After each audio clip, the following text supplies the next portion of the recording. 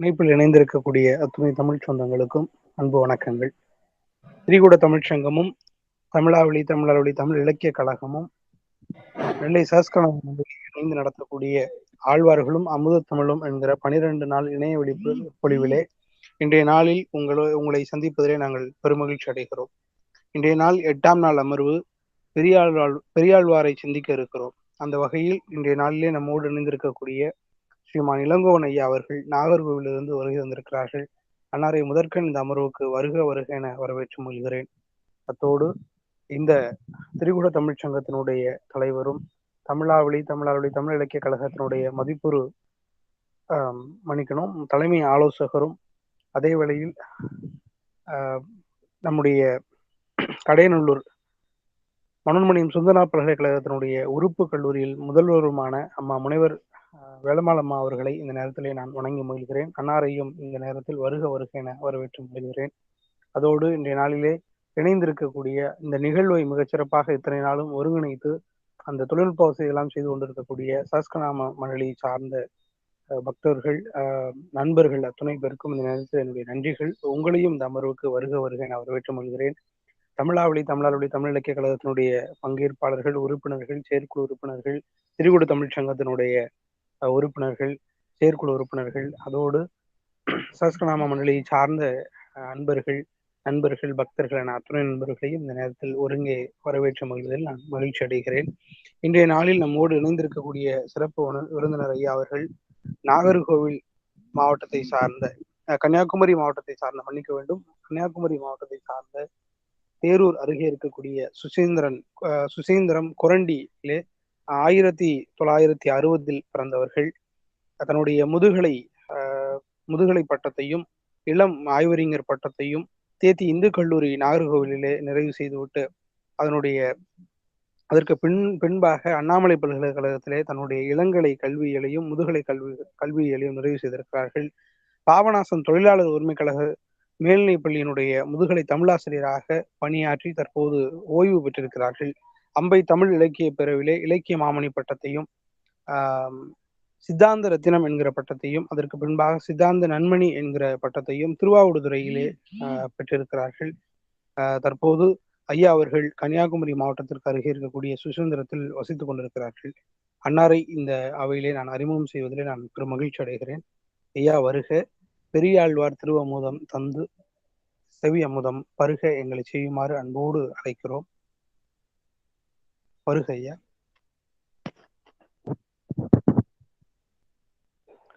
நீங்க பேசலாம் இளங்கோவன் ஐயா.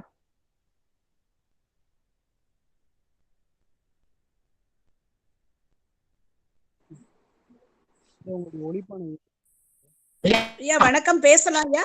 இளங்கோ ஐயா பேசலாம்.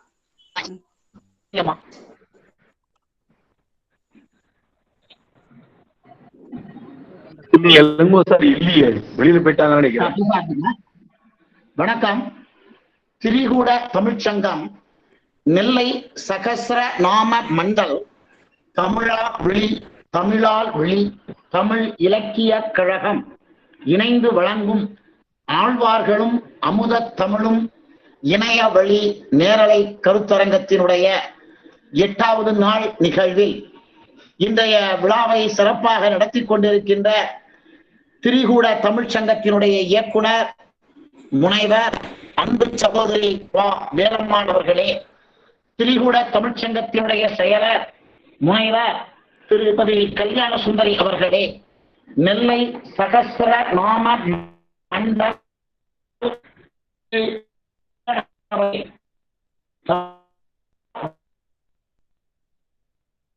இயக்குனர் நண்பர் கரிசல் பாலா அவர்களே, இந்த நிகழ்வலை மூலமாக இந்த நிகழ்வினை கண்டுகளித்துக் கொண்டிருக்கின்ற ஆன்மீக நெஞ்சங்களே, உங்கள் அத்தனை வேளையும் இந்த நல்ல வேளையிலே வணங்கி மகிழ்கிறேன். இன்றைக்கு ஆழ்வார்களும் அமுத தமிழும் என்ற தலைப்பிலே பெரியாழ்வார் பற்றி ஒரு சில செய்திகளை உங்களோடு பகிர்ந்து கொள்வதிலே பெரும் மகிழ்ச்சி அடைகிறேன்.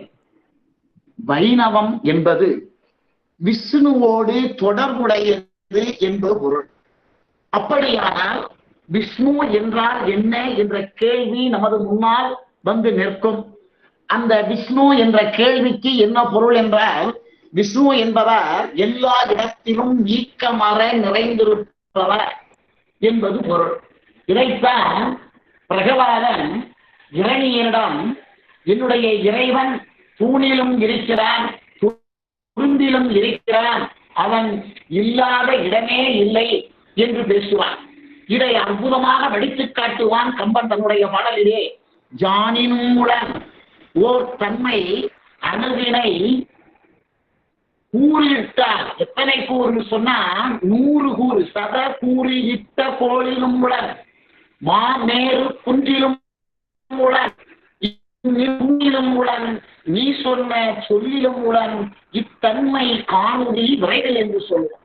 என்ன பொருள்னா, எப்பா இருக்கிறான், ஒரு அணுவை பிரிக்க முடியாத ஒரு அணுவை பிரித்தால் ஏற்படுகின்ற துகள் இருக்கிறதல்லவா, என்னுடைய இறைவனில் இதோ இருக்கிறதே தூண், இந்த தூணிலும் என்னுடைய இருக்கிறான்.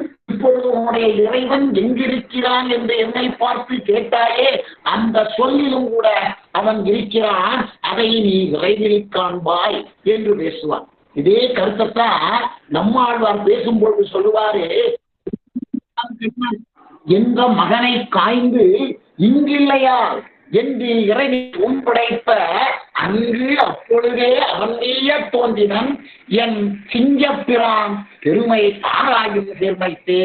எப்பா உன்னுடைய கண்ணன் எல்லா இடத்திலும் இருக்கிறான் என்று சொல்லும் பொழுது அந்த பிரகலாதனை அவன் மீது சினம் கொண்ட இரணியன் இங்கே இருக்கிறானா என்று அந்த பூனை தன்னுடைய ஆயுதத்தால் கதாயுதத்தால் உடைக்கும் பொழுது புடைக்கும் பொழுது அங்கு அப்பொழுதே தோன்றினான். நரசிம்ம அவதாரமாக சிங்கப்பிரானாக தோன்றினான். அவனுடைய ஆராய்த்தை, அவனுடைய தன்மையினை, அவன் இத்தன்மை தன் இப்படிப்பட்டவன் என்பதை உன்னுடைய அறிவினால் ஆராய முடியாது. அவனை உணர வேண்டுமானால் அன்பினால் மட்டும்தான் உணர முடியும். அவன் நீக்கமர எல்லா இடத்திலும் நீக்கமரம் நிறைந்திருக்கின்ற பரம்பொருள். இதைத்தான் பாரதி கூட சொல்லுவான், காக்கை சிறகினிலே நந்தலாலா உன் கரியரிடம் தோன்றுதைய நந்தலாலா, பார்க்கும் இடமெல்லாம் நந்தலாலா உன் பசிய நிறம் தோன்றுதைய நந்தலாலா என்று சொல்லிக்கொண்டே நந்தவன் அடுத்த வார்த்தையும் சொல்லுவான், தீக்குள் வேலையிட்டால் நந்தலாலா உன்னை தீண்டும் இன்பம் தோன்றுதைய நந்தலாலா என்று இறைவனுடைய நீக்கமரம் நிறைந்திருக்கின்ற இயல்பினை மாற்றுவான். சரி, அது ஒரு பக்கம் இருக்கின்றது. ஸ்ரீமன் நாராயணன் 10 அவதாரங்களை 9 அவதாரங்களை எடுத்து முடித்து விட்டார். இந்த உலகம் திருந்த வேண்டும், இந்த உலகத்து மக்கள் நல்வழிப்பட வேண்டும், உண்மையான ஞானத்தை உணர்ந்து கொள்ள வேண்டும் என்பதற்காக எடுத்தார். ஆனால் இந்த மக்கள் கொஞ்சமும் திரும்பினார் இல்லை. ஆனால் அவன் உபாயத்தை செய்தான். யானையை கொண்டு யானையை பிடிப்பது போல மக்களோடு மக்களாய் சில ஞானியர்களை வாழ வைத்து அந்த ஞானிகள் மூலமாக மக்கள் பற்றி நல்லறிவு புகட்ட வேண்டும் என்று நினைத்தார். ஆகையினாலே தன்னுடைய வைகுண்டத்தில் தன்னோடு அமர்ந்திருக்கக்கூடிய அழியாத ஜீவன்களாக நித்திய சூரிகள் ஒரு சிலரை தேர்ந்தெடுத்து அவர்களை அறம் நிறைந்த தர்மம் மலிந்த தமிழ்நாட்டிலே பிறக்கும்படி செய்தான். அவர்கள்தான் 12 ஆழ்வார்களாக அவதாரம் எடுத்தார்கள். ஸ்ரீமன் நாராயணன் பர தத்துவம். அவனது திருவடி தாமரையினில் சரண் புகுவதுதான் ஒவ்வொரு மனிதனாக பிறந்தவனுடைய கடமை. இக பர வாழ்க்கையிலே அவனது திருவடி தாமரையினிலே எவன் ஒருவன் மாறாத பக்தி செய்து கைங்கரிய பேறு பெறுகிறாரோ அதுதான் வாழ்க்கையின் லட்சியம் என்ற வைணவ சமயத்தினுடைய சாரத்தை நாம் அறிந்து கொள்வதற்காக, அதை பயன்படுத்த வேண்டும் என்பதற்காக இறை அருளால் அவதரித்தவர்கள் தான் இந்த ஆழ்வார்கள். இந்த ஆழ்வார்கள் என்ற சொல்லுக்கு பக்தியில் அல்லது தொண்டில் ஆழ்ந்து போகிறவர்கள், மூழ்கி போகிறவர்கள் என்பது பொருள். எம்பெருமானினுடைய மங்கள குணங்களிலே, அதாவது கல்யாண குணங்களிலே ஆழ்ந்தவர்கள் ஆழ்வார்கள். பக்தியிலே ஆளாந்தால் பட்டவர்கள் இவர்கள். எப்படிப்பட்டவர்கள் என்றால், வேதத்தினால் கூட அளவிட முடியாத எம்பெருமானுடைய எல்லா விதமான குணங்களையும் அவன் அருளால் அனுபவிப்பவர்கள். தாம் எவ்வாறு அனுபவித்தார்களோ அந்த அனுபவத்தை நமக்கு உணர்த்த முனைபவர்கள்.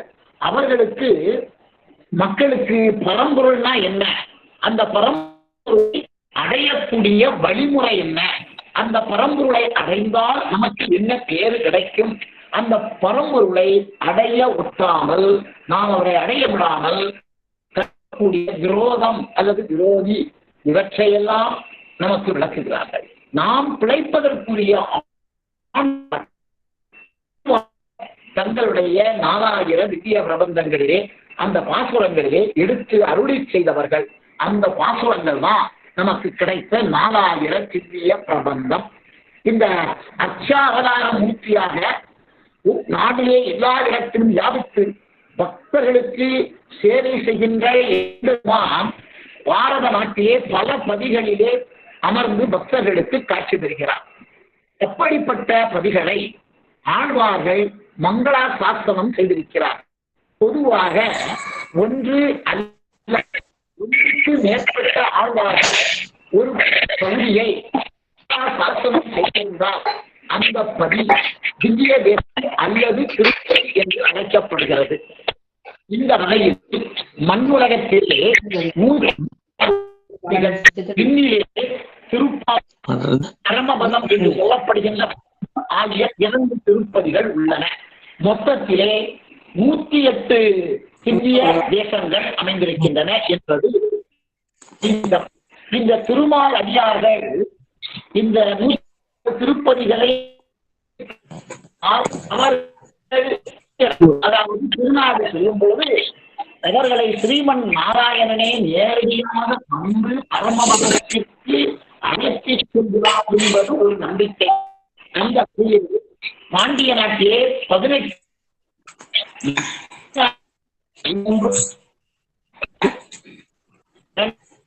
சொந்த நாட்டிலே 22 வடநாட்டிலே 11 106 திவ்ய தேசங்கள் இருப்பதாக சொல்லப்படுகிறது.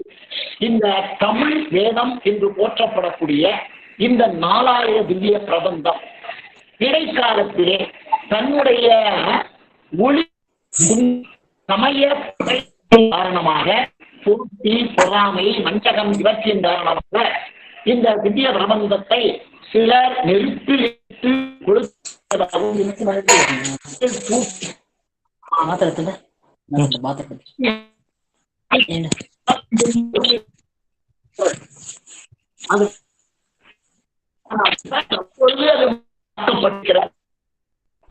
ஏதேனும் ஒரு காரணத்தை வைத்திருப்பார்.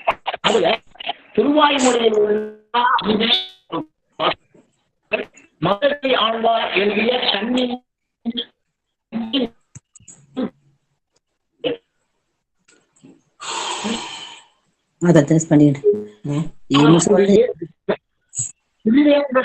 கண்டு தங்களுடைய வருத்தத்தை எடுத்து கூறினார்கள். அவர்களிடம் திருவேங்கடநாதன், நீங்கள் கவலைப்பட வேண்டாம், வீரநாராயணபுரம் என்ற ஊர் ஒன்று இருக்கிறது, இங்கே மன்னார் சன்னதியிலே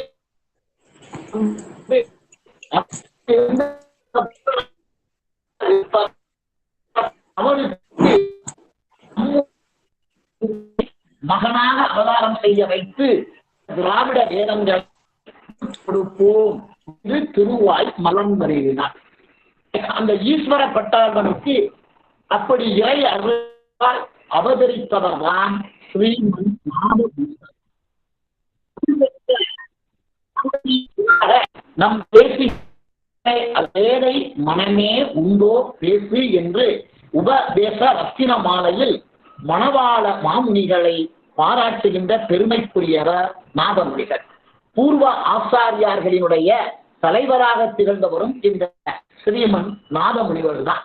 இவர் வீரநாராயணபுரம் என்று சொல்லப்படக்கூடிய காட்டுமன்னார் கோவிலே ஈஸ்வர பட்டாழ்வானுக்கு திருக்குமரனாக அவதரித்தார். வீரநாராயணபுரத்திலே எழுந்தருளி இருக்கின்ற ஸ்ரீ மன்னார் சன்னதியை இருப்பிடமாக கொண்டு அவர் திருமணம் முடித்தார், இல்லறத்தில் ஈடுபட்டார், தனக்கு ஒரு குழந்தை பிறந்தது. அதன் பிறகு இறை கைங்கரியம் செய்ய வேண்டும் என்ற காரணத்தினால் அந்த வீரநாராயணபுரத்திலே மன்னார் சன்னதியை தன்னுடைய இருப்பிடமாக வாழ்விடமாக கொண்டு அங்கே ஒரு நந்தவனம் அமைத்து பெருமாளுக்கு மாலை அணிவித்தலையே தன் கைங்கரியமாக நினைத்து ஈடுபட்டிருந்தார். இந்த நிலை மேல்நாட்டில் இருந்து சில வைணவ பெரியவர்கள் வீரநாராயணபுரத்திற்கு வந்தார்கள். அவர்கள் மன்னாரை சேவித்துவிட்டு அவர் திருமுன் ஆர் அமுதாய் அல் ஆவியுள் கலந்த ஆர் கருமுகில் போல் என் அம்மான் கண்ணுக்கு நேரா வாய் செம்பம் கண் பாதம் கை கமலம் தேர் ஆறா நெல்முடி நான் இழை பலவே என்று பாடினார். என்ன பொருள்னா, என் பெருமான் எப்படி காட்சி தருகிறான், அவன் கண்ட பெருமான் இருக்கிறானே தவிர்த்தாத அமுதா, அவனுடைய ஆத்மாவிலே கலந்திருக்கிறான். காவலேகம் போன்ற உருவத்தை உடையவன், அவனுடைய உதட்டுக்கு செம்பவளம் ஈடாகாது. அவனுடைய கண்கள், அவனுடைய கரங்கள், அவனுடைய திருவடிகள் ஆகியவற்றிற்கு செந்தாமரை ஒப்பாகாது. அவன் மிகப்பெரிய மாலையை அணிந்தவன், நீண்ட திருமுடியையும் அரைஞானும் இன்னும் பல அணிகலன்றெல்லாம் அடைந்திருக்கிறான் என்று பாடுகிறார்.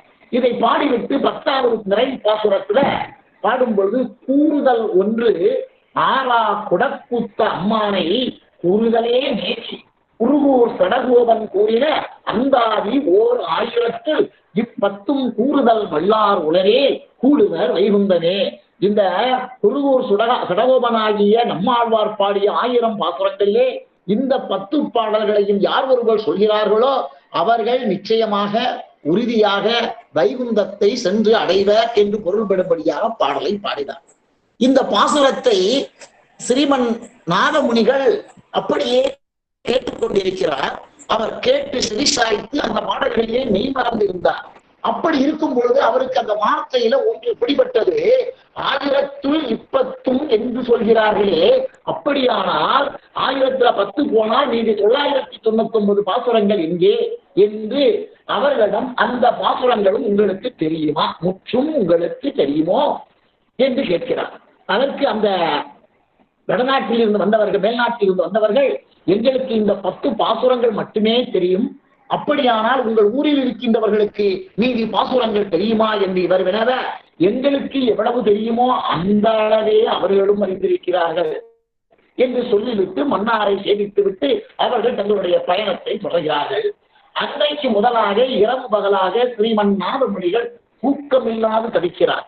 திருவாய்மொழியில் 1000 பாடல்கள் இருக்கிறதே, அந்த 1000 பாடல்களில் இந்த 10 பாடல்கள் எவ்வளவு அற்புதமாக இருக்கிறது, மீதி 990 பாடல்களையும் கேட்க வேண்டுமே என்ற அவா மிகுதியானதால் அந்த பாடலிலே வருகின்ற குருகூர் சடகோபன் சொன்ன 1000 என்றல்லவா வருகிறது.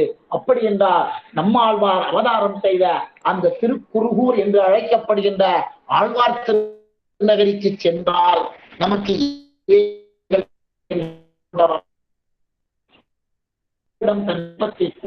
உத்தரவை பெற்றுக்கொண்டு திருக்குருகூர் செல்கிறார். அந்த சேத்திரத்திற்கு சென்றவுடன் பிரானை சேவிக்கிறார். அவருடைய சிஷியராக நம்மாழ்வாரையே கடவுளாக கொண்டவர் மதுரகவி ஆழ்வார். அந்த மதுரகவி ஆழ்வாரை சீடர் ஒருவர் இருக்கிறார், அவருடைய பரம்பரையை வந்தவர் ஸ்ரீ பாராங்குஷ தாசர். அவரிடம் போய் அவரை வணங்கி இந்த இடத்திலே இந்த நம்மாழ்வாரினுடைய திருவாய் மொழியை தெரிந்தவர்கள், படித்தவர்கள் அல்லது அந்த திருவாய் மொழியை கைவசம் வைத்திருப்பவர்கள் யாரேனும் உண்டோ என்று கேட்க அவர் சொன்னாரு, இந்த திருவாய் மொழியில் 10 பாடல்கள் தான் கிடைக்கிறது, மீதி உள்ள பாடல்கள் எல்லாம் நீண்ட நெடுங்காலமாக பக்தர்களால் பாராமுகமாக இருந்ததனால் அந்த நினைவும் அந்த நினைவாற்றலும் யாரிடமும் இல்லாமல் போய்விட்டது. வேண்டுமானால் மதுரகவி ஆழ்வாருடைய கன்னி முன் சிறுஸ்தாம்பு என்ற திவ்ய பிரபந்தம் என்னிடம் இருக்கிறது, அதை நான் உங்களுக்கு தருகிறேன் என்று சொன்னார். அவர் உடனே அந்த 10 பாசுரங்களையும் நம்மாழ்வார் சன்னதியின் முன் இந்த ஸ்ரீமன் நாதமுனிவருக்கு சொல்ல அதை கேட்டுக்கொண்டார். இப்பொழுது இந்த நாதமுனிவரிடம் இந்த பராங்குஷதாசர் ஒரு செய்தியை சொன்னார். அதாவது இந்த 10 பாசுரங்களையும் ஏகாசனத்தில் இருந்து, ஏகாசனம் என்றால் மனதை ஒருநிலைப்படுத்தி அந்த இறைவனுடைய திருவடிகள், அதாவது நம்மாழ்வாரையே இறைவன் என்று மதுரகவி ஆழ்வார் வைத்தார். ஆகையினால் அந்த நம்மாழ்வாருடைய திருவடிகளை தியானித்து 12000 முறை 12000 முறை அனுசந்தித்தார் என்றால் தியானித்தார், ஆழ்வார் நம்மாழ்வார் பிரசன்னம் ஆவார் என்று என்னுடைய ஆச்சாரியார் முன்பு கூறியிருக்கிறார். ஆகையினாலே நீங்கள் அதை வேண்டுமானால் இந்த செய்து பாருங்கள் என்று அடியனுக்கு அந்த பிரசாதித்து அருள வேண்டும் என்று அவர் விண்ணப்பம் செய்ததாலே அந்த 10 பாடல்களையும் சொன்னார். இந்த நேரத்துல ஸ்ரீமத் நாதமுனிகள் திருக்குறுகூர் சென்று அங்க இருக்கக்கூடிய புளிய மரம், இன்றைக்கும் அந்த புளிய மரம் இருக்கிறது. அதற்கு பேரு உறங்கா புலி. புலி என்ற மரபில் இருந்து அது மாறுபட்டது. ஏன் அதற்கு புலின்னு பேர் வந்ததுன்னா, புலின்னா புளிக்கணும், ஆனால் இது புளிக்காத மரம், ஆகையினால அந்த மரம் இனிக்கக்கூடியது. ஆகையினாலே இந்த புலி மரத்துல, உறங்காப்புலி மரத்தில் நியமத்துடனே 12,000 முறை உருகி வேண்டிக் கொண்டிருக்கிறார். இப்பொழுது இவருடைய பக்தியிலே ஈடுபட்ட பெரிய பிராட்டியாரினுடைய கட்டளைப்படி இவரது பக்தி சிரத்தையை பார்க்க நம்மாழ்வார் பிரசன்னமானார். நீர் எதற்காக நம்மை குறித்து இப்படி தியானிக்கிறீர் என்று ஒரு வானொலியானது அசரீதியாக கேட்கிறார். நம்மாழ்வாரை ஸ்ரீமன் நாதமுனிவர் வணங்கி, திருவாய்மொழி முதலான திவ்ய பிரபந்தங்களை நீங்கள் அடியேனுக்கு அனுக்கிரகிக்க வேண்டும் என்று தொழுது பணிந்து வேண்டினார். நம்மாழ்வார் நீர் பட்டோலை எழுதிக் கொள்ளும் என்று நியமித்தருளினார். நம்மாழ்வார் தன்னுடைய திருவாய்மொழி மட்டும் சொல்லல, பிற ஆழ்வார்கள் சொன்ன பாடிய 4000 திவ்ய பிரபந்தத்தையும் சொல்ல ஸ்ரீமன் நாதமுனிகள் அப்படியே அவற்றை பட்டோலை எழுதிக் கொள்கிறார்.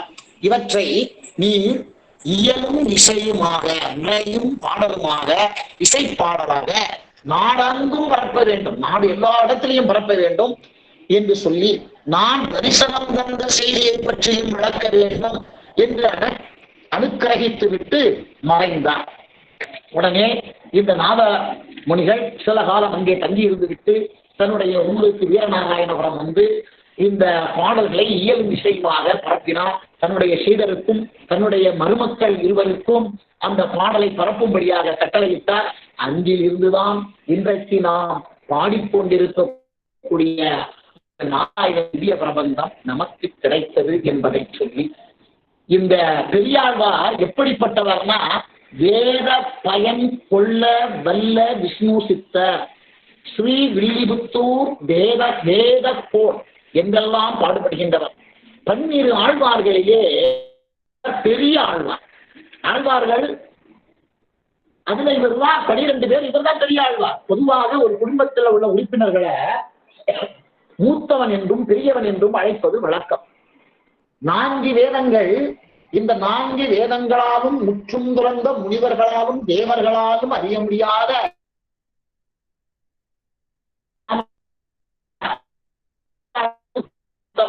தன்னுடைய வாசனையே மயக்கிய அந்த மாபெரும் கோதை நாச்சியாரினுடைய வளர்ப்பு தந்தை. அது மட்டுமல்ல, மாலை வெட்டி மாலை கட்டி அந்த மாலையே மணந்த மங்கையரினுடைய தந்தை. ஆகையினாலே இவர் என்னன்னு சொன்னா பெரிய ஆழ்வார். இவர் எப்படிப்பட்டவர்னா, இறைவனுக்கே கண் திருஷ்டி பட்டுவிடக்கூடாது என்பதற்காக கண்ணீர் கழிக்க முயன்றதால் இவரை ஆழ்வார்களில் பெரியவர் என்னும் பொருள்பட பெரியாழ்வார் என அரங்கனே வாய்விட்டு அளித்ததால் பெரியாழ்வார் ஆழ்வார்கள் வரிசை கிரமத்தில் 7வதாக வருபவர். இருந்தாலும் பெரியாரின் பாடல்கள் 4000 திவ்ய பிரபந்தத்தில் முதல் பாடல்களாக தொகுக்கப்பட்டிருக்கிறது. சாற்று மறை என்னும் வைணவ தினசரி வழிபாடும்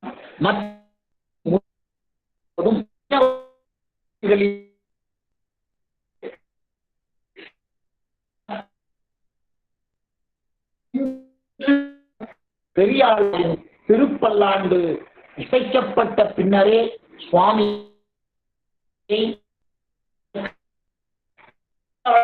மட்டும்தான் இருக்கிறதா என்றால் இல்லை இல்லை. ராமானுஜ சுவாமி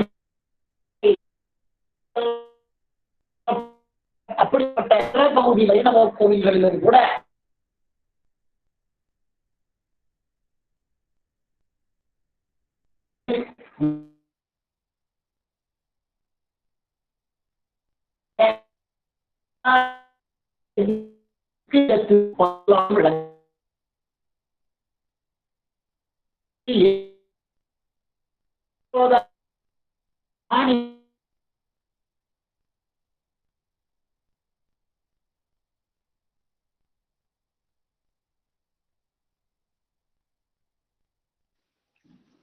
ஐயா மன்னிக்கவும், உங்க பேச்சு கொஞ்சம் கேட்கலையா? இளங்கோ ஐயா, உங்க பேச்சு கேட்கல.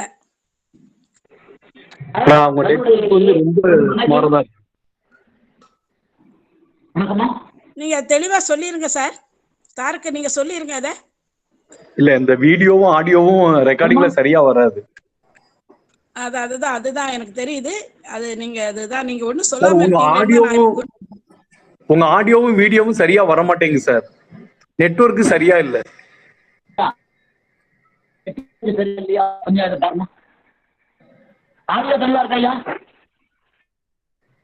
சார் ஆடியோவே ரெண்டுமே விட்டு விட்டு தான் வருது சார். சார் ஆடியோவும் சரியில்லை சார். வீடியோ சரியில்லாட்டா கூட பரவாயில்ல, நம்ம இது பண்ணிக்கலாம். ஆனா குரல் நான் வழக்கமா உங்களுக்கு இதா இருக்கும் இல்லையா, அப்படி இல்ல குரல் இன்னைக்கு. ஆரம்பத்துல இருந்தே பிரேக் ஆகி தான் வருது. எப்படி சார்? செல்ல இருந்து போட்டு பாக்குறமா? ட்ரை பண்ணுங்க. நான் அட்மிட் பண்ணுங்க. ட்ரை பண்ணுங்க. முதல்ல இருந்து வாங்க வேற எதுல வாங்க சார்.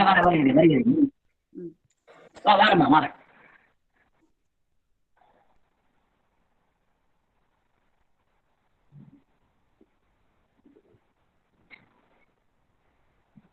ராகுமணிக்கு ரெடி. ராகுமணிக்கு ஓபன் நெட்டுங்க கிடைக்கும். ஓபன் நெட் கிடைக்கும். ராகுமணிக்கு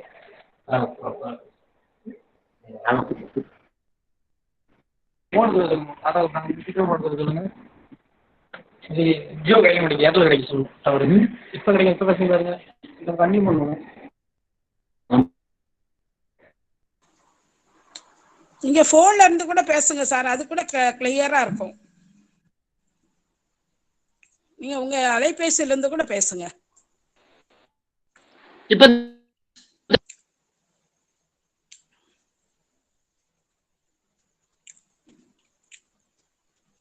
இப்ப தெளிவா இருக்குதா?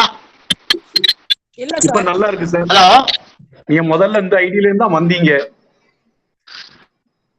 ஹலோ சார் கரெக்டா இருக்கு சார். தெளிவா இருக்கு. இப்ப தெளிவா இருக்குங்க சார். ஹலோ, இப்ப தெளிவா இருக்குதாமா? தெளிவா இருக்கு சார். இப்ப தெளிவா இருக்கு சார். தெளிவா இருக்கு சார்.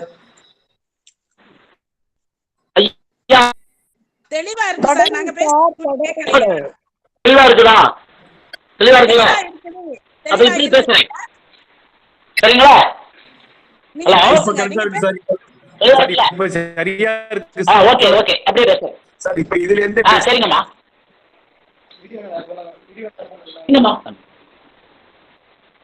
சரிங்கம்மா, ரைட்.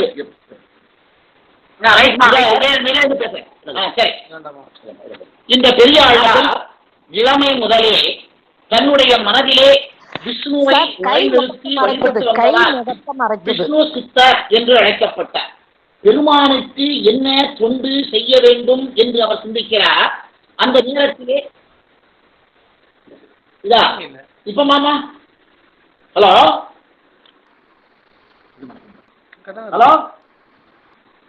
அம்மா, இப்ப சரியா இருக்குதா?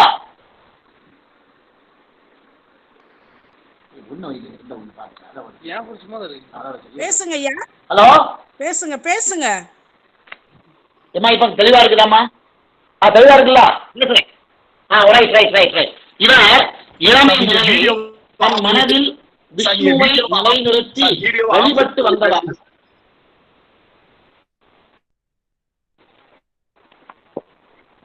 இப்படியா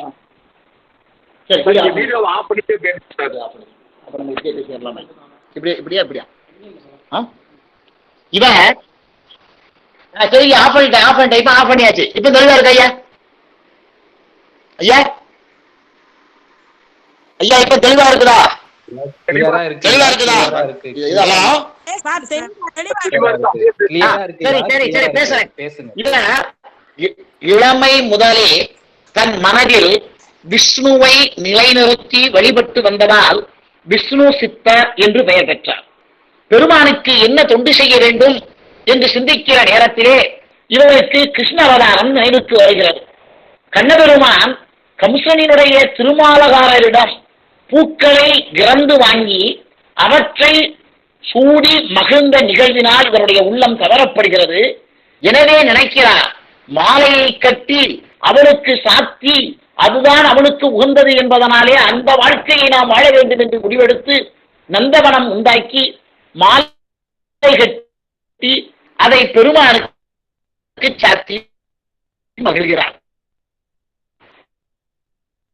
அந்த காலத்திலே பாண்டிய மன்னன் வல்லவதேவன், இவனுடைய காலம் கிபி 740 767.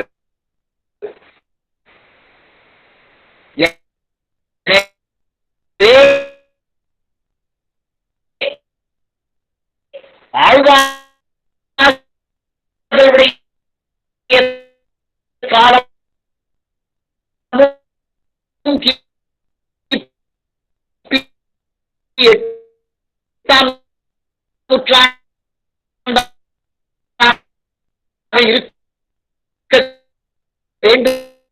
என்பதை ஆணித்தரமாக எடுத்துரைக்கிறார் மு. ராகவையன் தான்.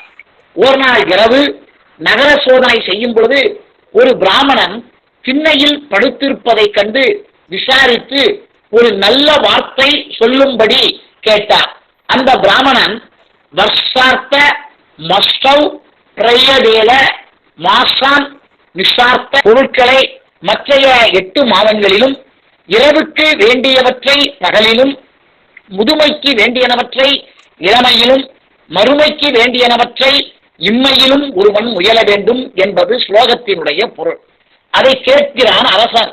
முதல்ல இருக்கக்கூடிய 3க்கும் நமக்கு ஒரு குறைவும் இல்லை, ஆனால் மறுமைக்குத்தான் முயல வேண்டும் என்று தன்னுடைய புரோகிதரான செல்வ நம்பியிடம் அறம், பொருள், இன்பம், வீடு என்ற 4 பொருளையும் தரவல்ல பரம்பொருள் இன்னதென்று உணர்வதற்கு வழி என்ன என்று கேட்கின்றார். அவர் வித்வான்களை எல்லாம் கூட்டி பரத்துவ நிர்ணயம் என்றால் யார் முதல்வன் என்று அறிவது, அந்த அடிப்படையிலே வீடு பேறு அடைய முயல வேண்டும் என்கிறார். அரசனும் அப்படி செய்வோம், வெற்றி பெறுவோருக்கு பொற்காசுகளை சீரையில் கட்டி வைத்து வழங்குவோம் என்று முரசு அறைந்து தெரிவிக்கிறார். ஸ்ரீவில்லிபுத்தூரிலே பெரியாழ்வாரினுடைய கனவில் எம்பெருமான் நீ போய் கிளியை அறுத்துவா என்கின்றார். அந்த வேதாந்த பரமான சான்றோர்க்குரியது. நானோ ஏதும் அறியாதவன், என்னால் கிளியை எப்படி அறுக்க முடியும் என்று விஷ்ணு சுத்தர் கூறுகிறார். நாம் அல்லவோ அதற்கு பொறுப்பு, நீ சென்று வாரும் என்று கூறி பெருமாள் மறைந்து விடுகிறார். இறைவனினுடைய ஆணைக்கு கட்டுப்பட்டு விஷ்ணு சித்தர் மதுரைக்கு புறப்படுகிறார். பாண்டியன் அவையை அடைகிறார். அங்கே அரசனும் செல்வ நம்பியும் அவரை வரவேற்று பணிந்தனர். ஆனால் அங்கிருந்த மற்ற அறிஞர்கள் வேதங்களின் சாரம் என்பதை அறியாத ஒருவரை வேந்தன் போய் வரவேற்பதா என்று சலசலத்தனர். ஆனாலும் அபிமான துங்கனான செல்வ நம்பி மறுமைக்கு தேவையான மார்க்க தரிசனம் காட்ட ஆழ்வாரை வேண்டினார். ஆழ்வாரும் ஸ்ரீமன் நாராயணனே பரமேட்டி ஸ்ருதி ஸ்மிருதி இதிகாசம் புராணம் ஆகிய மேற்கோள்களால் அவற்றை விளக்கினார். அப்பொழுது கிளி கட்டிய தோரணமானது அவர் முன் வளைந்து கிளியை அறுக்க ஏதுவாக நின்றது. ஆழ்வாரும் வேந்தரும் மாந்தரும் மற்றவரும் வியக்க விரைந்து கிளியினை அறுத்தார்.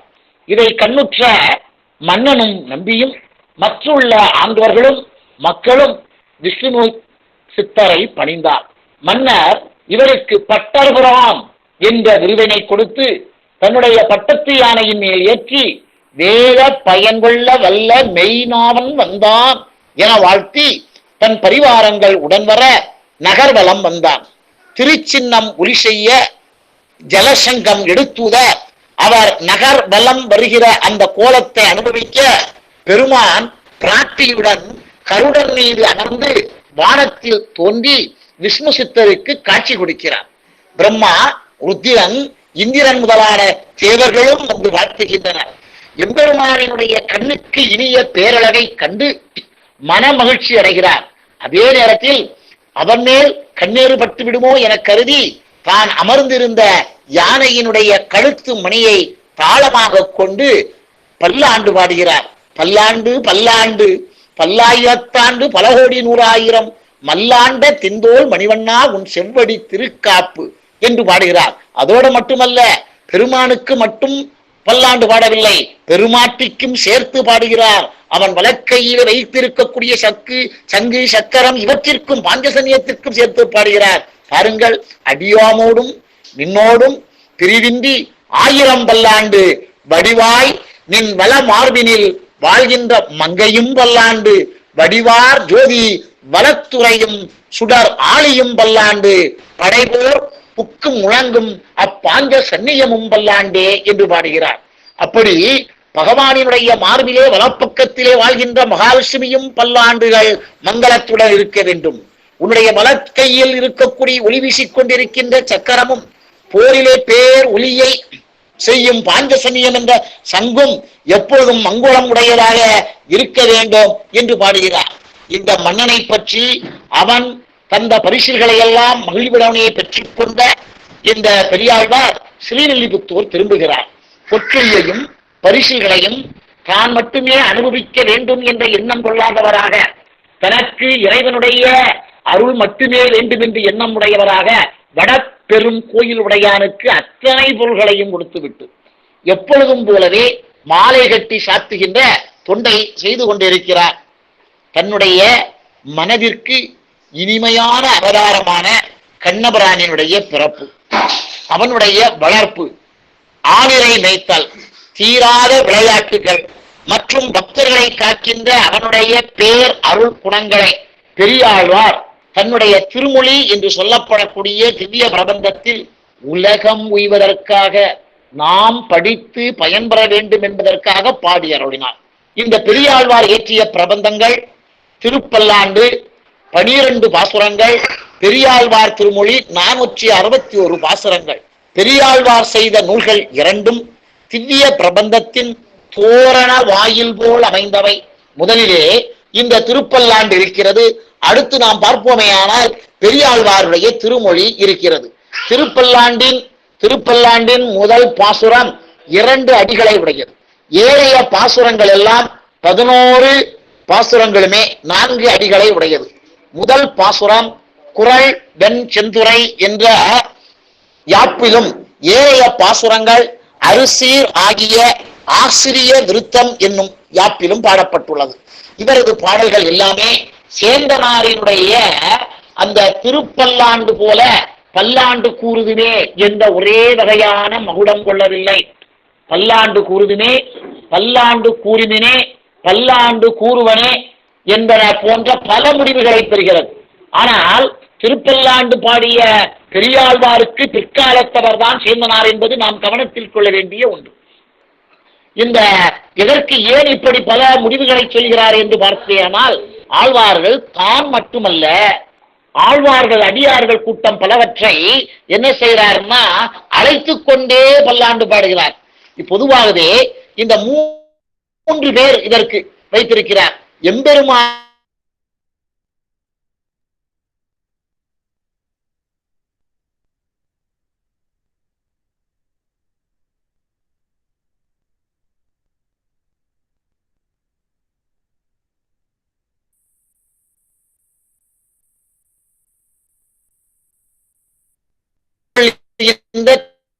தன்மை உடையது. உன்னை அறிவதற்கான பொருள் வேறு இடத்தில் இல்லை, அது உன்னிடம்தான் இருக்கிறது என்பதுதான் வேதத்தினுடைய முதல் செய்தி. நம்ம திருமூலர் கூட அற்புதமாக சொல்லுவார், விளக்கினை பிளந்து விளக்கினை ஏற்றி விளக்கினுக்குள்ளே விளக்கினை தூண்டி விளக்கினில் விளக்கினை விளக்க வல்லார்க்கு விளக்குடையான்களல் மேவலுமாமே என்று பேசுவார். அந்த நிலைதான் கைவல் யாத்திகளுடைய நிலை. அடுத்தது பார்த்தோம்னா ஐஸ்வர்யாத்திகள். இந்த ஐஸ்வர்ய யாத்திகள் என்றால் செல்வ விருப்பினர்கள், செல்வத்தின் மீது ஆசை உடையவர்கள். செல்வம் 16ஆக சொல்லப்படும். கவிமணி தேசிய விநாயகம் பிள்ளை அற்புதமாக சொல்லுவார், பொருளுக்காக புகழ் விடுவார் சிலர், புகழுக்காக பொருள் விடுவார் சிலர், அருளுக்காக இதை விடுவார் யாரம்மா. புகழும் ஒரு வகையான செல்வம். இந்த மூவையான பக்தர்களை, தொண்டர்களை தன்னோடு அழைத்துக் கொண்டே அவர் இறைவனுக்கு பல்லாண்டு பாடுகின்ற காரணத்தில்தான் இந்த பல்லாண்டு கூறுமினே, பல்லாண்டு கூறுவனே, பல்லாண்டு கூறுதுமே என்ற பல முடிவுகளை கொள்கிறார். இந்த பல்லாண்டு பாடுதலை பொதுவாக மங்களா சாசனம் என்று கூறுவது வைணவத்தினுடைய வழக்கம். மங்களம் என்ற சொல்லுக்கு நன்மை என்பது பொருள்.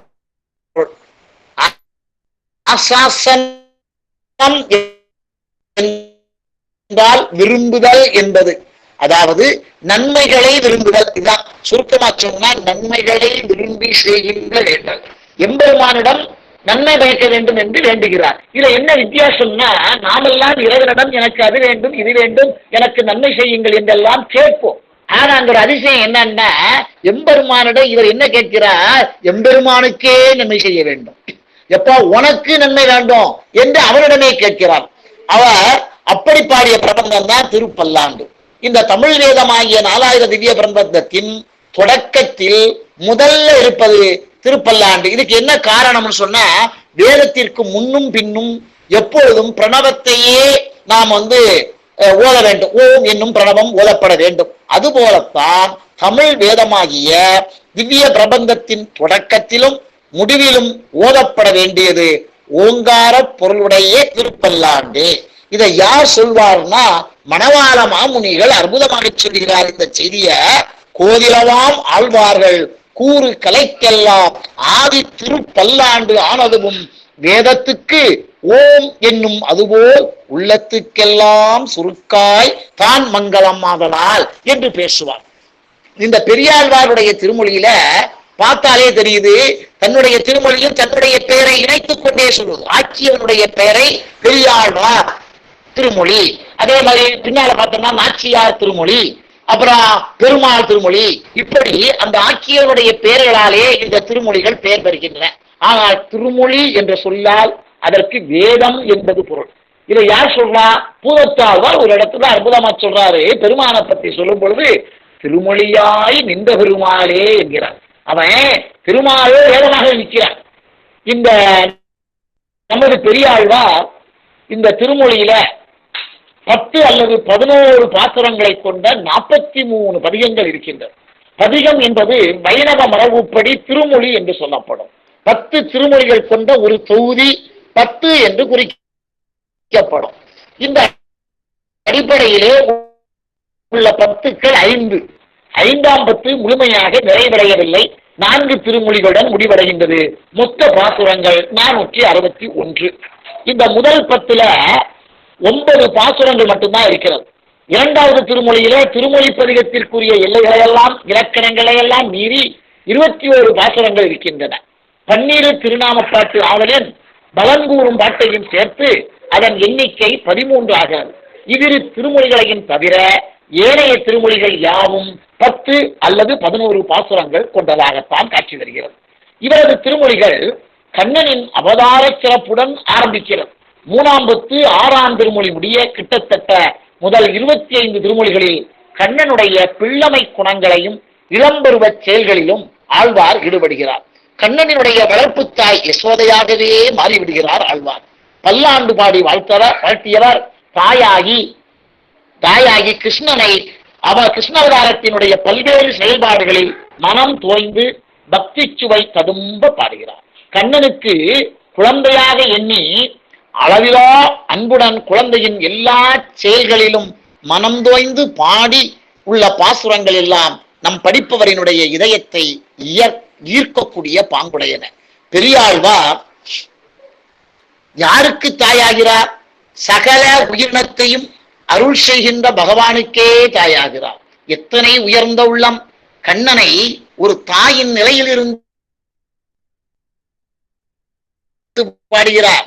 தாய் நிலையை தாலாட்டு பாடுதல், நிலவு காட்டுதல், 2 கைகள் சேர்த்து சப்பாணி கொட்டுதல், முதுகில் அமரும் குழந்தையை வைத்து விளையாடுதல், அப்பூச்சி காட்டுதல், காது குத்துதல், நீராட்டுதல் என பல நிகழ்வுகளை ஒட்டியே பாடியிருக்கிறார். இவை குழந்தைகளுக்கு உரிய செயல்கள் அல்லவா?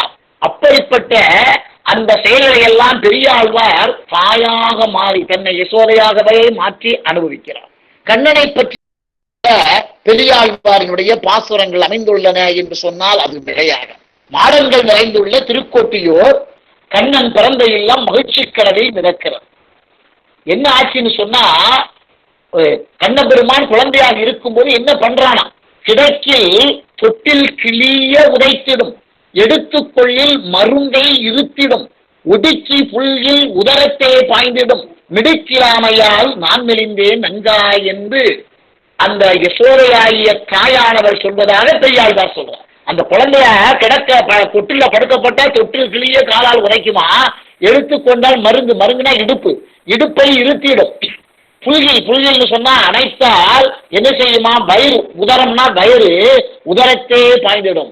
இப்படியெல்லாம் அந்த குறும்புகளை செய்து அந்த கண்ணன் செய்கின்ற குறும்புகளை எல்லாம் காட்சிப்படுத்துகிறார். சின்னத்தில் குழந்தை, அந்த குழந்தையை ஒரு தாயானவள் எப்படி அங்கமங்கமாக கண்டு மகிழ்வது போல் பெரியாழ்வாரும் மகிழ்கிறார். அது மட்டுமல்ல, தான் மட்டும் கண்டு மகிழ்ந்த செய்தியை ஆயர்வாடி பெண்களும் கண்டு ரசிக்க வேண்டும் என்று காணீரே என்று அழைக்கிறார். பெரியாழ்வாராகிய தாய் குழந்தையை தொட்டிலில் போட்டு தாளாட்டுகிறார். அந்த தொட்டில் எப்படிப்பட்ட தொட்டில் தெரியுமா? மாணிக்கம் கட்டி, வைரம் இடைகட்டி, ஆணி பொன்னா செய்த வண்ண சிறு தொட்டில், பேரு உனக்கு பிரம்மன் விடுதந்தான், மாணி குரலனே தாளேலோ, வையம் அளந்தானே தாளேலோ. பிரம்மதேவன் என்ன செய்தா, 2 பக்கத்திலும் மாணிக்கத்தினால் கட்டப்பட்ட தொற்று, நடுவுல வைரத்தை வச்சிருக்கிறான். ஆணிப்பொன் என்றால் உயர்ந்த பொன், அந்த உயர்ந்த பொன்னால் செய்த திருதொற்றை உனக்காக அனுப்பியிருக்கான். இது அவ்வளவுதான் செய்தி. அதுக்கு அடுத்தால் என்ன செய்யறாரு, புராண செய்திக்கு போறாரு. மாவலி சக்கரவர்த்தியிடம் 3 அடி மண் பெறுவதற்காக எம்பெருமான் குள்ள வடிவம் எடுத்து பிரம்மச்சாரியாக வாமன அவதாரத்தில் வந்தவனே என்று சொல்லிக்கிட்டு, அதுக்கப்புறம் மிகப்பெரிய உருவம் எடுத்து அந்த பூமியையும் குறுக்காகவும் நெடுக்காகவும் அளந்தானே, அந்த 3 அடியால் உலகளந்த அந்த செய்தியையும் சொல்லி தாளாட்டு பாடுகிறார். பாண்டிய நாட்டில் உள்ள 18 திருமால் திருக்கலங்கள்ல திருக்கோஷ்டியூர் ஒன்று.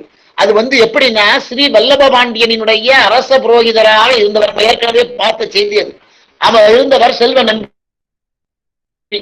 அந்த செல்வ நம்பி இந்த ஊரை சேர்ந்தவர். அவர் பெரியாழ்வாருடைய நண்பர்.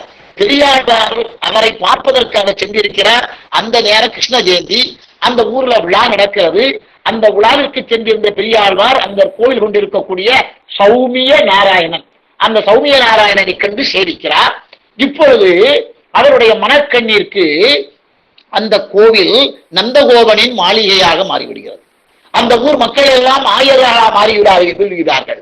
அந்த ஊர் ஆயர்பாடியாக மாறிவிடுகிறது. அப்பெருமாள் கண்ணனாக காட்சி அளிக்கிறார். இதையெல்லாம் பார்க்கிறார் பெரியாழ்வார். தானும் யசோதையாகவே மாறிவிடுகிறார். ஆகையினாலே அவருடைய கற்பனை கொடிகட்டி பறக்கிறது. எப்படி பாடுகிறார், அழகிய வீடுகள், இந்த அழகிய வீடுகளால் சூழப்பட்ட திருக்கோஷ்டியூர் இருக்கிறதே, அங்கே இருக்கின்ற கேசவன் என்ற திருநாமத்தை உடையவன். அவன் என்ன செய்கிறான், திருமால் பிறந்த வீட்டிலே உள்ள திருவாய்ப்பாடியில் உள்ளவர்கள் எல்லாம் கூடுகிறார்கள். அவர்கள் பெருமகிழ்ச்சி அடைகிறார்கள். அவர்கள் எண்ணெயையும் மஞ்சள் பொடியையும் ஒருவர் மீது ஒருவர் தூவுகிறார்கள், ஒரு மகிழ்ச்சியில. அவ்வளவுதான். அதனால என்ன ஆயிடுச்சு, இந்த 2ம் சேர்ந்தது கீழே விடுகிறது. கண்ணன் அவதரித்த மாளிகை அவர்கள் இவற்றால் சேராக்கி விட்டார்கள். என்ன கற்பனை பாருங்கள். வண்ண மாடங்கள் சூழ் திருக்கோட்டியோர் கண்ணன் கேசவன் நம்பி பிறந்தீனில் எண்ணெய் சுண்ணம் எதிர் எதிர் தூவிட கண்ணன் முற்றம் கலந்து அலறு ஆயிற்று. இப்படி ஆன உடனே என்ன ஆகி போயிடுச்சு, அங்க இருக்கக்கூடிய ஆயர்கள் எல்லாரும் ஓடுகிறார்கள். மகிழ்ச்சி. என்ன செய்கிறோம் என்று தெரியாமல் ஒருவர் ஓடுகிறார், ஒருவர் அந்த ஏற்கனவே சேராகி விட்ட அந்த சேற்றிலே சறுக்கி விழுகிறார். உகந்து ஆலிப்பார். ஆலிப்பார் என்ற சொல்லுக்கு ஆரவாரம் செய்வார் என்ற பொருளும் உண்டு, கழுவுகிறார் என்ற பொருளும் உண்டு. நாடுவார், நாடுவார்னா இறைவன் எங்கே இருக்கிறான் என்று தேடுகிறார்கள். நம்பிரான் எங்குற்றார் என்பார். நம்மை எல்லாம் வாழ வைக்கின்ற கண்ணபெருமான் எங்கே இருக்கிறான், எங்கே இருக்கிறான் என்று அவனை பக்கத்தில் வைத்துக் கொண்டே தேடுகிறார்கள். பாடுவார்கள், பலர் பாடுகிறார்கள். பல் பறை கொட்ட நின்று பலவிதமான பறைகள் இசைகள் ஒலிக்க அதை கேட்டு ஆடுவார்களும் ஆகிற்று ஆயர்பாடியே என்று பேசுவார். அம்புலி பருவம் தன்னுடைய பிள்ளைத்தமிழ் என்ற ஒரு இலக்கணத்திற்கு முன்னோடியே நமது ஆழ்வார் பெரியாழ்வார் தான். அந்த முழுக்க முழுக்க பிள்ளை பருவத்தை அப்படியே கொண்டு வருகிறார். குளவி மருங்கினும் கிளவதாகும் என்ற தொல்காப்பியத்தினுடைய செய்தி இங்க வருகிறது. இப்ப கண்ணன் வளர்ந்து விளையாடுகிறார். தாயாகிய யசோதை கண்ணனோடு விளையாடுறதுக்கு அழைக்கிறார். யாரை அழைக்கிறார்? வானத்திலே இருக்கக்கூடிய சந்திரனை அழைக்கிறார். அம்புலியை அழைத்து பாடுகிறார். என்ன பாடுறாரு பாருங்க. என் சிறு குட்டன் எனக்கு ஒரு அமுது எம்பிரான் தன் சிறு கைகளால் காட்டி காட்டி அழைக்கிறான். அஞ்சன வண்ணனோடு ஆடலாட உறுதியே மஞ்சில் மறையாதே மாமதி மகிழ்ந்து ஓடிவா. ஏ மாமதியே, அழகான வெண்ணிலாவே, சந்திரனே, நீ மஞ்சிலே, மஞ்சின்னு சொன்னா என்ன, மேகம், மேகத்துல மறைந்து விடாதே. என்னுடைய சிறு குட்டன், குட்டன் என்பது குழந்தைகளை சொல்கின்ற பழக்கம். இப்பவும் மலையாள தேசத்திலே குட்டன், குட்டி இந்த எல்லாம் பழக்கம், பேர் பழக்கம் இருக்கிறது. அந்த என்னுடைய சிறு குட்டன் அவன் எப்படிப்பட்டவன்? எனக்கு ஒரு அமுதத்தை போன்றவன். அவன் எம்பிரான். அவனுடைய சின்னம் சிறு கைகளால் ஏ அம்புலியே விளையாட வா என்று உன்னை அழைக்கிறான். ஆகையினால் அந்த அஞ்சன வண்ணனோடு, கார்முகில் வண்ணனோடு விளையாடுவதற்காக நீ வருவாயாக என்று அழைக்கிறான். பொதுவாக குழந்தைகளாக இருக்கும் பொழுது பூச்சி காட்டி விளையாடுவது வழக்கம். அதே மாதிரி கண்ணனோ பரம்பொருளாக இருந்தாலும் மனிதனாக அவதாரம் எடுத்ததனால் அவன் பூச்சி காட்டி விளையாடியதை கோபுரத்திலே இருக்கின்ற கோபியர்கள் எல்லாம் கண்டு அனுபவித்தது போலவே பெரியாழ்வார் தாமும் தம் மனக்கண்ணால் கண்டு அனுபவிக்கிறார். பாருங்க, மெச்சு ஊது சங்கம் இடத்தான் நல்வேய் ஊதி பொய்ச்சூதில் தோற்ற பொறையுடை மன்னர்க்காய் 10 ஊர் பொறாது அன்று பாரதம் கை செய்த அத்தூதன் அப்பூச்சி காட்டுகிறான். அம்மனே அப்பூச்சி காட்டுகிறான். அவன் எப்படிப்பட்டவன்? மெச்சூது சங்காய், பலரும் மெச்சுகின்றபடி வைத்திருக்கக்கூடிய பாஞ்சசன்யம் என்ற சங்கை கையில் வைத்திருக்கக்கூடியவன். அது எங்க வச்சிருக்கான்? இடத்தான்னா இடக்கையிலே வைத்திருப்பவன். நல் வேய் ஊதி, வேய்னா மூங்கில், மூங்கில் குழலை ஊதி பொய் சூதில் தோற்ற புறையுடை மன்னர்க்காய், பொய்யான சூது. அந்த சூதாட்டத்துல தர்மனாவன் துரியோதனன் அழைக்க அவன் அந்த சூதிலே நாட்டம் இருக்கின்ற காரணத்தினாலே அந்த சூதியை சேர்ந்து கொண்டான். ஏன்னா பின்னால ஒரு காலம் வரும். இவன் கேட்கிறான், ஏன் கண்ணா அவர்களை சூதாட்டத்திலே அவர்களை சூதாட விடாமல் நீ தடுத்திருக்கலாமே, அல்லது சூதாட்டத்திலே தர்மனுக்கே வெற்றி பெறும்படியாக நீ செய்திருக்கலாமே என்று. அதற்கு கண்ணபெருமான் பின்னாடி பதில் சொல்லுவான், இந்த சூதாட்டத்திலே துரியோதனன் அழைக்கும் பொழுது எனக்கு பதிலாக என்னுடைய மாமன் சகுனி ஆடுவான் என்று சொன்னானே, அப்பொழுது தர்மன் என்ன சொல்லி இருக்க வேண்டும்? எனக்கு பதிலாக என்னுடைய மைத்துனன் ஆடுவான் என்று சொல்லி இருக்கலாம். அதை கூட சொல்லவில்லை. பரவாயில்லை, வேறு என்ன நினைத்தான் தெரியுமா? இந்த சூதாட்டம் என்னுடைய மைத்துனனுக்கு தெரிந்துவிடக்கூடாது, அவன் நல்ல வேலையாக இங்கு வந்துவிடக்கூடாது என்று வேண்டிக் கொண்டான். அவன் வேண்டுதல் பொய்யாகிவிடக் கூடாது என்பதற்காக நான் அங்கு வரவில்லை. வந்திருந்தால் இந்த நிலை பாண்டவர்களுக்கு வந்திருக்காதுன்னு சொல்லுவான். அதனால அந்த பொய்ச்சூதிய தோற்ற பொறையுடை மன்னர். ஆனாலும் தர்மத்தின் வாழ்வை பின்பற்றி வாழ்கின்றவர்கள் பாண்டவர்கள் என்பதனாலே பொறையுடையவர்களாக இருந்தார்கள். அவர்களுக்காக கண்ணபெருமான் தூது போறான். பாரத போருக்கு முன்னாடி போய் கேட்டான், நாட்டக்கூடு 12 ஆண்டுகள் வனவாசம் அஞ்ஞானவாசம் எல்லாம் இருந்தாச்சுப்பா கொடுன்னா. அவன் மறுத்தான். சரி 10 ஊரையாவது கொடுங்க என்று கேட்டான். அந்த 10 ஊர் பெறாது, பெறவில்லை. அன்று பாரதம் கை செய்த, அதனாலே பாரத போர் நடந்தது. 18 நாட்கள் நடந்த அந்த கொடிய போர். அத்தூதன் அந்த பாரத தூதுக்காக தூது சென்றானே, அந்த தூதனாகிய கண்ணபெருமான் அப்பூச்சி காட்டுகிறான். பூச்சி காட்டி விளையாடிட்டு இருக்கிறான், அப்பூச்சி காட்டி விளையாடுகிறான் என்று சொல்கிறான். யசோதை கண்ணனை நீராட்டுகிறாள். அதன் பிறகு அவனுடைய தலை வாருவதற்காக கண்ணன் ஓடுறான், ஆடுறான். இந்த செயல்கள் குறும்பு செயல்களை செய்யாமல் இருப்பதற்காக காக்கையை அழைக்கிறான். காக்கையை அழைத்திய காக்கையே இங்கே வா, இந்த கண்ணபெருமானுக்கு குழல் வார வேண்டும் என்று அழைப்பதாக ஒரு பாடல். பின்னை மணாளனை, பின்னை மணாளன்னா நப்பின்னையினுடைய கணவன், பேரில் கிடந்தானை, திருப்பேரூர் என்னும் தலத்திலே பள்ளி கொண்ட கோலம். ஏன்னா ஒவ்வொரு இடத்திலேயே அவன் கிடத்தல் கோலம், நிற்றல் கோலம், இருத்தல் கோலம் இருக்கும். இங்கே திருப்பேரூரிலே கிடத்தல் கோலம் உடையவனை, முன்னை அமரர் தனி வித்தினை, பரமதபதத்திலே தேவாதி தேவர்களுக்கெல்லாம் தலைவனாக இருக்கக்கூடியவன். அப்படிப்பட்டவன் என்னையும் எங்கள் குடி முழுதும் ஆட்கொண்ட மன்னனை, என்னையும் ஆட்கொண்ட மன்னவன், எங்கள் குடும்பத்தையே குலத்தையே ஆட்கொண்ட மன்னவன். அவனுடைய குழல் வருவதற்காக அக்காக்காய் வா என்று அழைக்கிறான். இளமை விளையாட்டு தனது 2 கைகளையும் ஊண்டி தலையை நிமிர்த்தி கொண்டு விளையாடும் ஒரு விளையாட்டுக்கு பேரு செங்கீரை பருவம். அந்த பருவத்தை பாடுகின்ற பெரியாழ்வார், கோளரியின் உருவம் கொண்டு அவுணன் உடலம் குருதி குழம்பி எழ கூர் உகிரா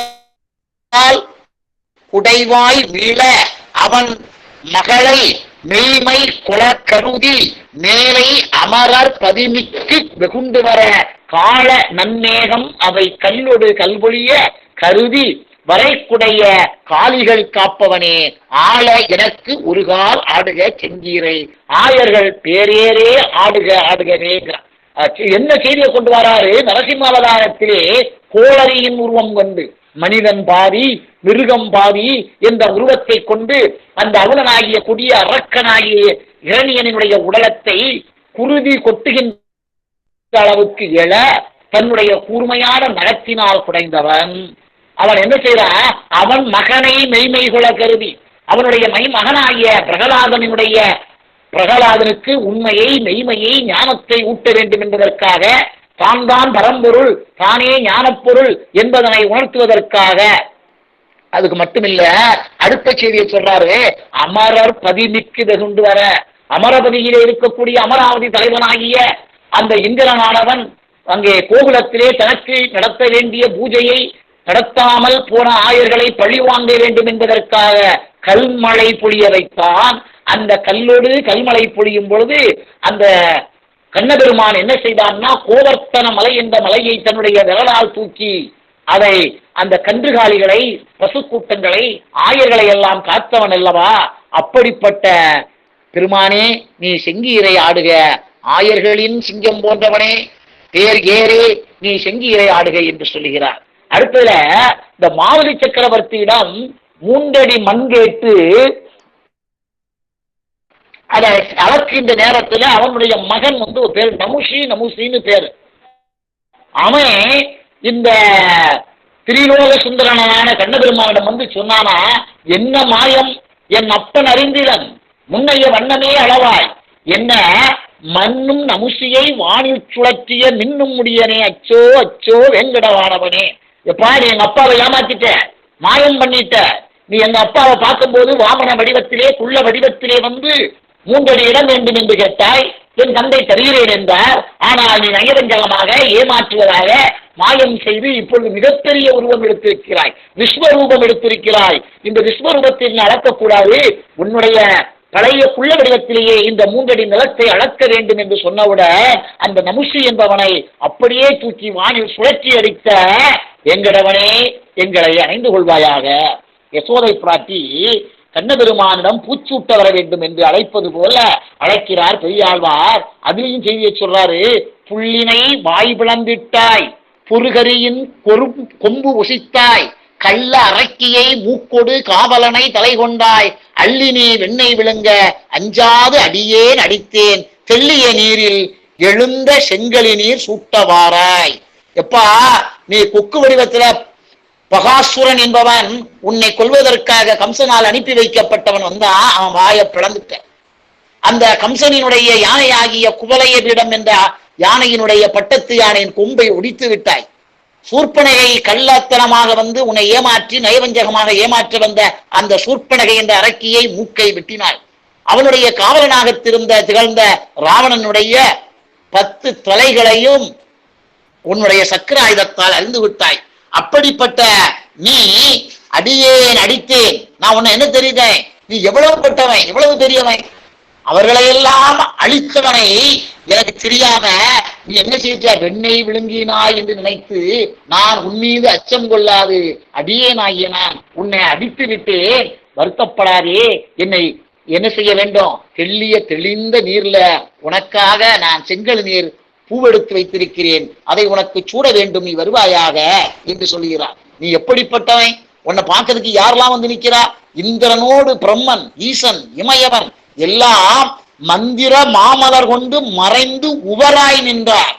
சந்திரன் மாளிகை சேரும் சதுரர்கள் வெள்ளரை நின்றாய், அந்தியம் போது இதுவாகும் அழகினே காப்பிடவாராய். எப்பா உன்னை பார்க்கறதுக்காக இந்திரன் வந்திருக்கான், பிரம்மன் வந்திருக்கிறான், ஈசன் வந்திருக்கிறான், தேவாதி தேவர்கள் எல்லாம் வந்திருக்கிறார்கள். எப்படி வந்திருக்கிறார்கள், மந்திர மாமலர் கொண்டு வந்திருக்கிறார்கள். எங்க நின்னாலாம் உவராய் நின்றாள். உவர் என்ற சொல்லுக்கு ஆ இ ஊ 3 சுட்டெழுத்து. ஆ என்பது செய்மையிலும், ஈ என்பது அண்மையிலும் உள்ளது, ஊ என்பது 2க்கும் இடையில உள்ளது. உவராய் நின்றார் என்றால் நடுவில் நின்றார்னு பொருள். அங்க நிக்கிறாங்க. நீ வந்து திருவள்ளரை என்னும் தலத்தில் எழுந்தருளி இருக்கின்ற பெருமானே காப்பிட வருவாய் என்று அழைக்கிறாய். யசோதை பிராட்டி கண்ணனுடைய தெய்வீகத்தன்மையை மறந்து போய் விடுகிறாள். அவனை தன்னுடைய மகனாகவே நினைக்கிறாள். பல அற்புதங்கள் செய்த பொழுதும் என்ன நினைக்கிறாள்? அவனை விருப்பப்படி அவனை விளையாட விடாமல் காலையிலேயே சாப்பாடை கொடுத்து கொடுமை மிக்க வெண்மை மிக்க பரல் கற்கள் நிரம்பிய அந்த கானகத்தை செருப்பு இல்லாம கொடை இல்லாம அனுப்பிவிட்டவே கன்றுகளை மேய்ப்பதற்காக என்று வருந்துகிறார். பாருங்க, அஞ்சன வண்ணனை ஆயர் கோல கொழுந்தினை மஞ்சனமாட்டி மனைகள் தோறும் திரியாமே கஞ்சனை காய்ந்த கழல் அது நோவ கண்டின்பின் என் செயப்பிள்ளையை போக்கிறேன் இல்லே பாவமே. என் செய்வதற்காக நான் இந்த பிள்ளையை அனுப்பினேன். அவன் என்ன சாதிக்க வேண்டும் என்று அனுப்பினேன். அவன் எப்படிப்பட்டவன் என்று சொல்லி நினைக்கிறார். அடுத்த சொல்றா, குடையும் செருப்பும் கொடாதே.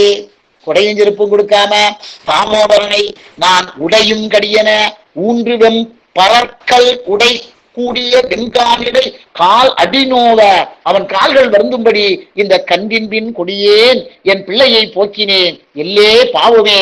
நான் எத்தனைய பாவத்தை நான் செய்திருக்கிறேன் என்று வருந்துகிறார். திருமாலே நாரணா என்று சொல்லும் இவ்வளவு அல்லாமல் அடியேன் இப்படி சொல்வது நன்மையா தீமையா என்பது ஒன்றையும் அறிய முடியாதவன். என்னுடைய குணங்கள், நான் மனிதனாக இழிந்த குணத்தினால் கபடமில்லாத உன்னை கபடமாக கொண்டு ஆடி தோத்திரம் செய்கின்றவன் அல்லேன். எனக்கு எதுவும் தெரியாது. கடைசியா பேசுறாரு, எனக்கு நான் வந்து ஞானத்தை கற்றவன் அல்லேன், வேதங்களை தெரியாதவன். எனக்கு ஒன்னே ஒண்ணுதான் தெரியும், உன்னை தியானம் செய்யக்கூடிய வழி தெரியுமா? அதுவும் தெரியாது. இடைவிடாமல் நமோ நாராயணா என்று சொல்லக்கூடியது மட்டும்தான் எனக்கு தெரியும். என்னுடைய வலிமை என்னது தெரியுமா? உன்னுடைய கோயிலிலே வாழ்கின்ற வைணவன். இதை தவிர வேற எனக்கு எதுவுமே தெரியாது. ஆகையினாலே எனக்கு நீ ஒன்றுமே தெரியவில்லை, இவன் ஒன்றுக்கும் தகுதி இல்லாதவன் என்று அருளை தராமல் வீடு பேரினை தராமல் இருந்து விடாதே என்று சொல்லுகிறார். நன்மை தீமைகள் ஒன்றுமறியேன் நாரணா என்னும் இத்தனையல்லால் புண்மையால் உன்னை புல்லுவம் பேசி புகழ்வான் அன்று கண்டாய். திருமாலே உண்ணுமாறு நினைக்கின்ற உன்னை ஒன்றுமறியேன் ஓவாதே நமோ நாரணன் என்பேன் வன்மையாவது உன் கோவில் வாழும் வைஷ்ணவன் என்னும் வன்மை கண்டாய். எனக்கு இதை தவிர வேற எதுவும் தெரியாது என்கிறார்.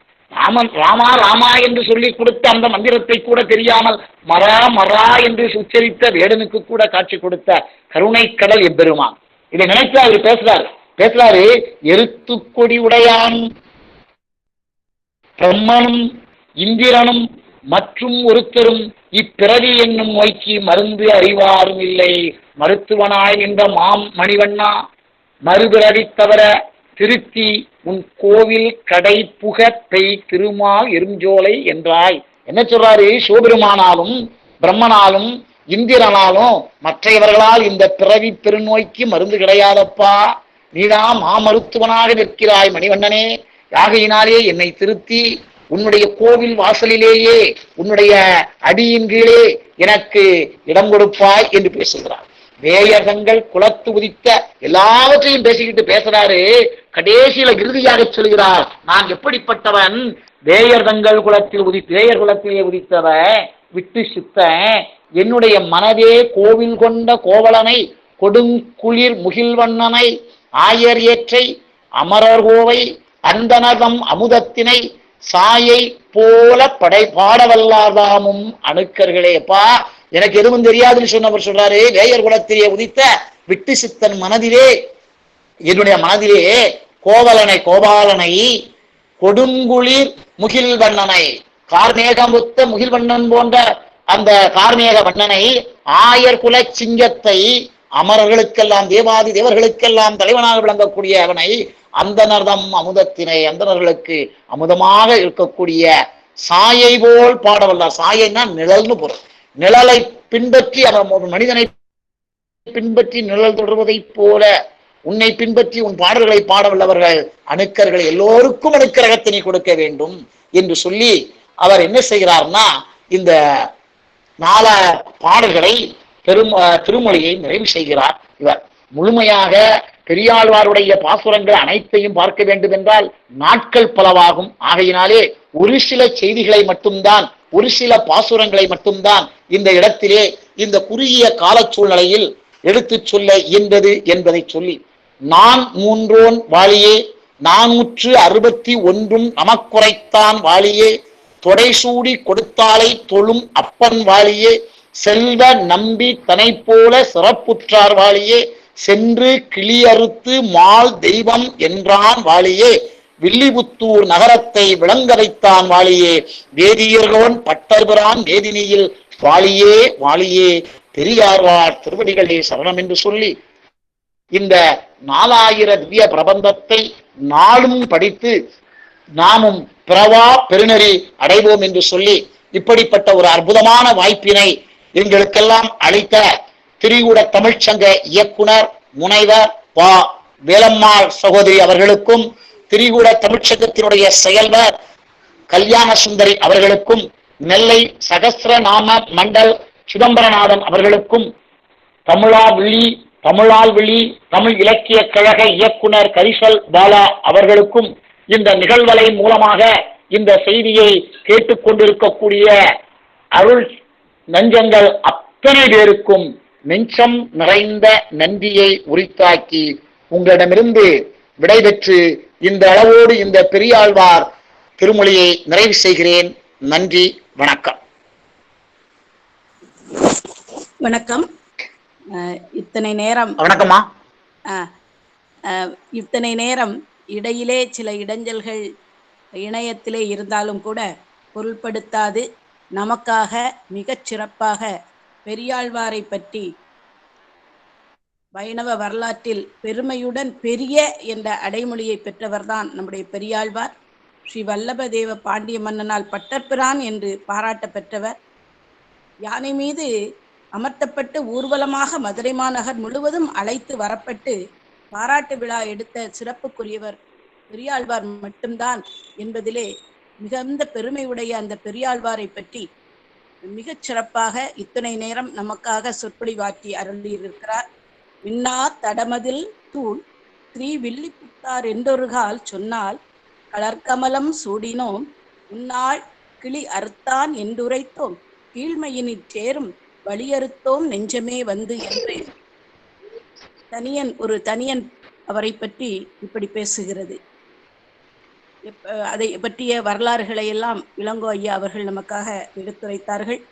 அப்படிப்பட்ட சிறப்பு பொருந்திய வில்லிபுத்தூரார் எவ்வளவு வில்லிபுத்தூரார் நமக்கு எதை தந்தார் என்று நமக்கு தெரியும். அதே ஸ்ரீவில்லிபுத்தூரை சார்ந்த நம்முடைய பெரியாழ்வார் நமக்கு இதை தந்ததோடு மட்டுமல்லாமல் ஒரு கோதை பிராட்டியையும் நமக்காக தந்தவர் அவர். கோதிலவாம் ஆழ்வார்கள் கூறு கலைக்கெல்லாம் ஆதி திரு பல்லாண்டு ஆனதுவும் வேதத்துக்கு ஓம் என்பது போல் உள்ளத்துக்கெல்லாம் பருகாய் தான் மங்களமாதுதால் என்று அவருடைய மணவாள மாமுனிகள் திருப்பல்லாண்டு பற்றிய உபதேச ரத்தின மாலையிலே சிறந்து எடுத்துரைப்பார்கள். அப்படிப்பட்ட பெருமைக்குரிய பெரியாழ்வாரை பற்றி நமக்கு எடுத்துரைத்த இளங்கோ ஐயா அவர்களுக்கு திரிகூட தமிழ்ச்சங்கத்தின் சார்பாகவும் தமிழால் விழி தமிழ் இலக்கிய கழகத்தின் சார்பாகவும் நெல்லை சகஸ்ரநாம மண்டலி சார்பாகவும் எங்களுடைய நன்றிகளை தெரிவித்துக் கொள்வதிலே பெருமகிழ்ச்சி அடைகிறோம். இன்றைக்கு ஒரு முக்கியமான திருக்கார்த்திகை அன்று நமக்கு பெரியாழ்வாரை பற்றி நமக்கு எடுத்துரைத்த ஐயா அவர்களுக்கு மீண்டும் மீண்டும் நம்முடைய நன்றியை நாங்கள் தெரிவித்துக் கொள்வதிலே பெருமகிழ்ச்சி அடைகிறோம். அத்தோடு இந்த இணையத்திலே சிறந்ததொரு வரவேற்புரையும் அறிமுக உரையும் நல்கி சென்றிருக்கக்கூடிய நம்முடைய தமிழால் விழி தமிழ் இலக்கிய கழகத்தினுடைய இயக்குனர் கரிசல் பாலா அவர்களுக்கும் எங்களுடைய நன்றிகளை தெரிவித்துக் கொள்கிறோம். அத்தோடு இணையத்திலே இணைந்திருக்கக்கூடிய குழு சார்ந்த செயற்குழு உறுப்பினர்கள், பொதுக்குழு உறுப்பினர்கள் மற்றும் நெல்லை சஸ்னா மண்டலியை சார்ந்த அத்தனை அன்பர்களுக்கும் தொண்டர்களுக்கும் எங்களுடைய மனமார்ந்த நன்றிகள். இந்த இணையத்தை மிகச்சிறப்பாக எங்களுக்கு தந்து கொண்டிருக்கக்கூடிய நெல்லை சஸ்நாம மண்டலியை சார்ந்த அனைத்து அன்பர்களுக்கும் பாந்தவர்களுக்கு மீண்டும் எங்களுடைய நன்றியை சொல்லி அன்போடு உங்களிடமிருந்து விடைபெறுகிறேன். வணக்கம். நன்றி. வணக்கம்மா. வணக்கம். நன்றி. நன்றி. நன்றி.